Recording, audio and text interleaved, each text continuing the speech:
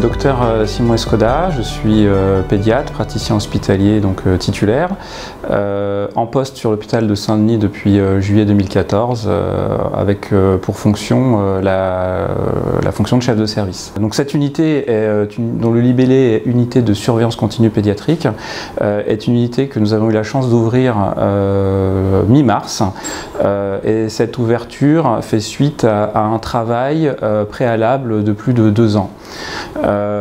Cette unité a pour objectif principal d'améliorer la sécurité de surveillance de soins des enfants que nous prenons en charge au sein du service de pédiatrie de l'hôpital de Saint-Denis.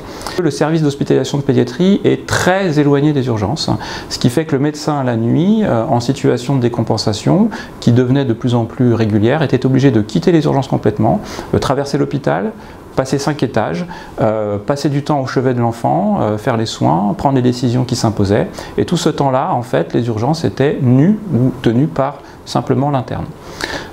Donc de ce double constat et avec l'aide de la direction, nous avons donc souhaité implémenter une autorisation d'activité dite de soins continus pédiatriques.